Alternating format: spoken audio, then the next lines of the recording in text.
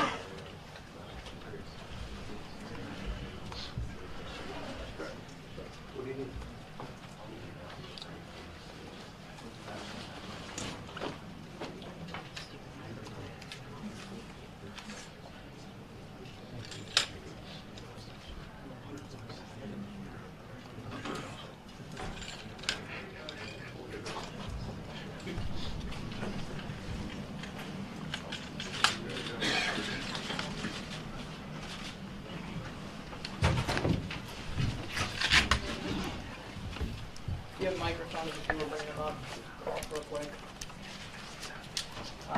As we get started, we're going to have some opening remarks. And after the opening remarks, we'll open up to some Q&A. We'll have individuals on both sides. If you would, raise your hand. And also, if you would, just state your name and your affiliation. We're going to have a brief Q&A as you do have to get to another appointment. So we'll have a period of time here. So we'll get started with Jim's opening remarks. Well, good afternoon. Today I informed Brady Hoke that he will not be returning as our football coach next year. And I had mentioned to all of you a couple weeks ago that we would be evaluating his status at the end of the season, and that's what today's announcement is about. So my primary intent today is to do this with deep respect for Brady, his family, the coaches, and all of those associated with our football program. And it's because of their contributions to the University of Michigan. This was not an easy decision. You see, I believe the longevity of our best football coaches are tied to the intersection of the performance or measure of wins and losses with the test and expression of values that underscore their program. And everywhere I go, there is zero question about Brady's values. And I mentioned this trait 2 weeks ago to you. Brady's peers, both active and retired coaches, really respect him. And his players love playing for him. He's done a great job of molding these young men and focusing them on success in the classroom and in the community. He's really earned the respect of all as being a value-centered coach. We need more men like him in sport today. So you might ask, how do you reconcile the tension between results and values? And one could also make the argument that we have a very young team, and we're about to pivot next year into being an extraordinary team. It has to do with making sure, then, that Brady has received adequate time to exhibit that arc of improvement that would come from his effort. And I believe that Brady had enough time to produce results, and they're just not there today. Therefore, I believe it's time to make this transition. Now, I don't plan on sharing more of Brady's performance review or assessment, frankly, because I believe the dignity of this conversation is for him only. My next focus is to make sure that this exit for Brady is handled in a first-class way with heightened consideration for not only Brady himself, but his staff and his family. Brady's a hero. He's been an employee in our university for over 12 years. So what's next? Well, I plan on starting the search for his replacement immediately. We want to build on what's been established by Brady.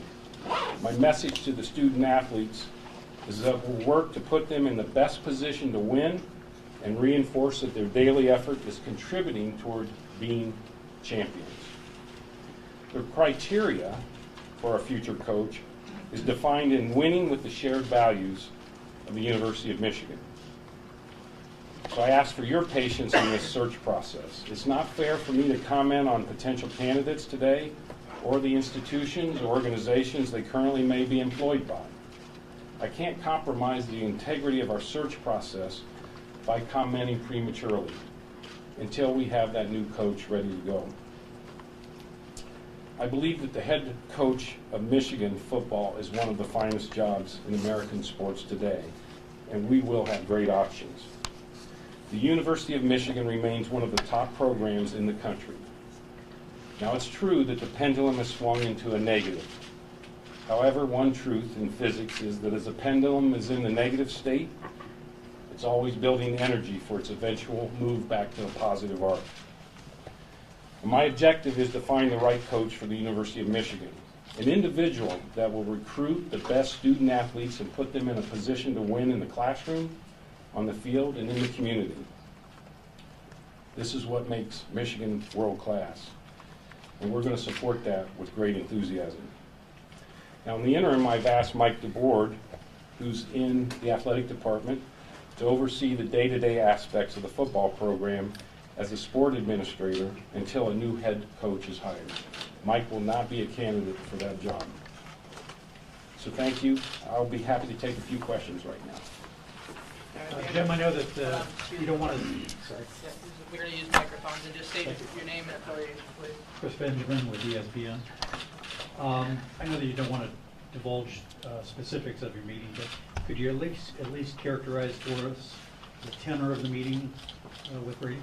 Yeah, I think that, first of all, I can't emphasize what an authentic and real person he is. So what you see is what you get. So when you have a discussion like this, it's a very straightforward and deliberate discussion. We took a lot of time together. I was not going to make this a discussion just about wins and losses, and so I wanted him to understand what I really appreciated about him and where I said that he had mastered certain parts of coaching. He needs to leave understanding that others should learn from him in some areas. And of course, then this is the part I'm not going to get into, is what were the areas that we didn't see the mastery in, and I candidly said I wish I had more time with him. I would have liked to have a shot at helping him with that. All the way to your left, Jim.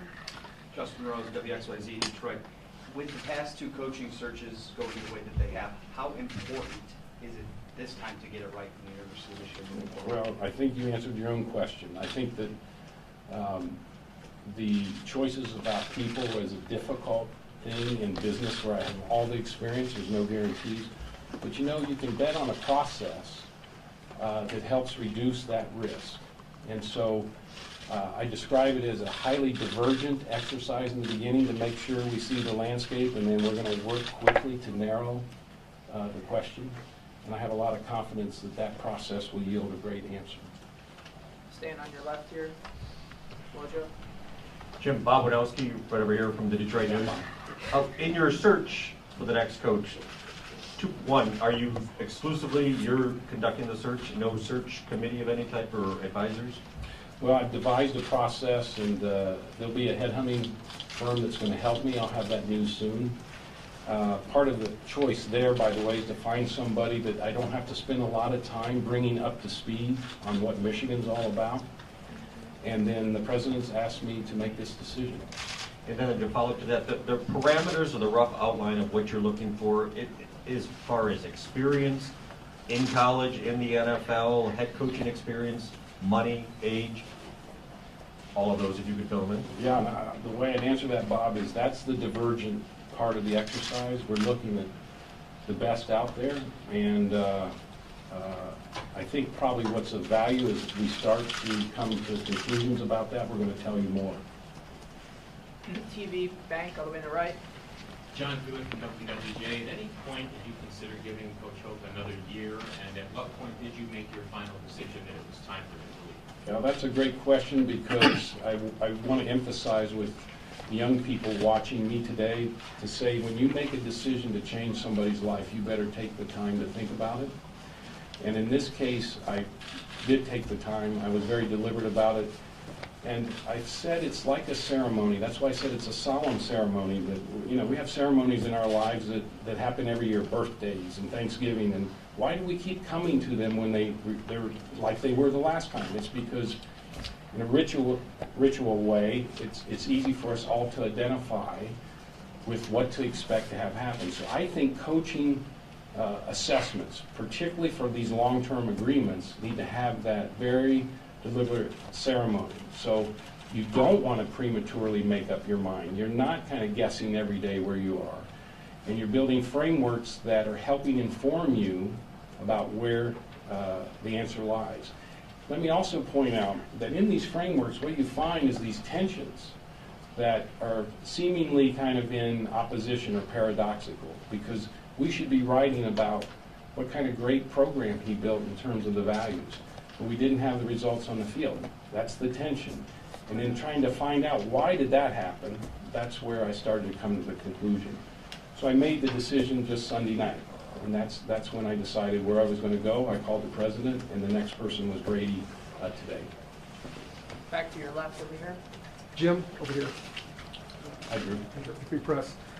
Go back what you said a little while ago. You said that you don't want to have someone to bring them up to speed to what U of M football is in regard to the head coaching search. Does that mean that you're leaning towards someone who has strong ties with the football program? I was talking about the search firm. I was saying the type of search firm I'm picking is someone that knows us, because you pay for that consulting time. You want to make sure that that money directed toward finding the coach, not me teaching them about So you're Michigan. talking about the search firm, okay. Yeah. And a follow-up on this one, that, how patient do you think you have to be or willing to be in bringing in the right coach? Are you prepared to wait till sometime in January? That's a great question. And I would tell you, again, in business, we have a thing called a walk-away, which means at what point can't you hang in there because you're going to jeopardize other things of value. So we're building what we call swim lane charts that show candidates' time frames for their availability. They may be in ball games, they may be, wherever they are in their status.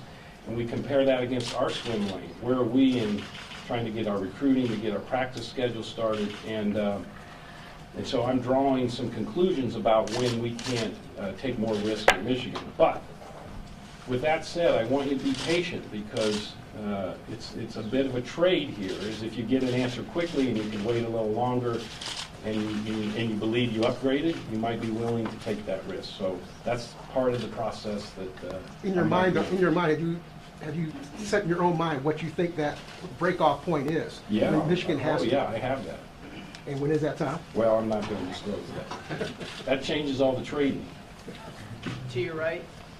Jim Nickmeier from MLive. Did you speak with the players at the meeting? Yeah, Jim, thanks for bringing that up. I did meet with the players at 3 o'clock today, and I had a short moment with them because it was really Brady's time, and I'm going to come back and see them soon, and we're going to have more of a open discussion about what they're concerned about with the next coach, what are the things they want to see me address, even the things they may disagree with about this decision. I'm a very open guy like that, and I would tell you that Saturday, I couldn't remember a more poignant moment than when our quarterback went over and touched the head of the injured quarterback. And it underscored for me what I'm telling you about, is where does the leadership for that kind of sportsmanship come from? It came from our head coach. We have time for about 2 more questions. We'll start with Mark in front here. Mark Mark. Snyder, Detroit Free Press.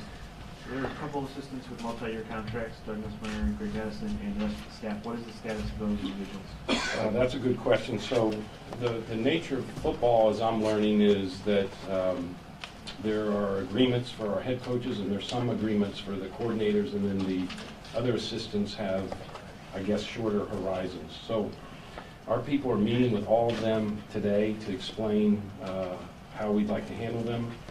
And one of the messages we're going to give them is that we'd like to have our new coach have the right to interview them. I don't want them to have to go through 2 disappointments, so I don't want to say that they're for sure part of the next administration, so to speak.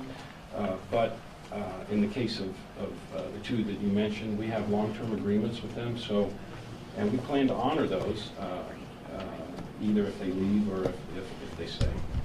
All right, last question, in the middle there, Jennifer. Jim, straight back, Jennifer Hammond, Fox 2 Sports. You said earlier that the search for the new coach is defined to find somebody who's defined by winning and that shares the same values of the University of Michigan. Can you speak to if that specifically means someone who was quote unquote a Michigan man? Because we seem to hear that an awful lot. Yeah, I want to get rid of the word Michigan man.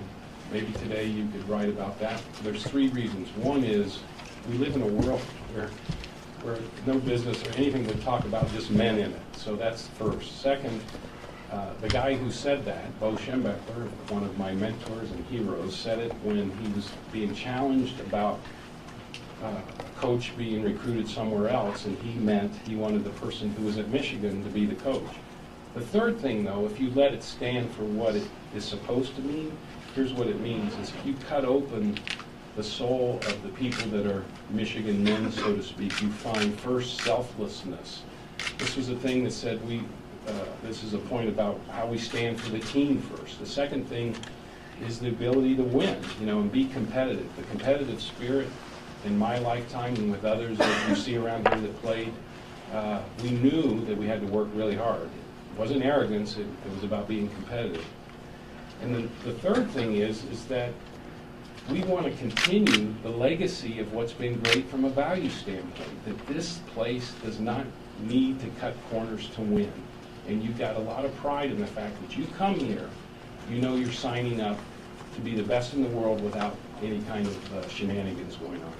So thank you very much. I look forward to updating you. Thank you. Thank you.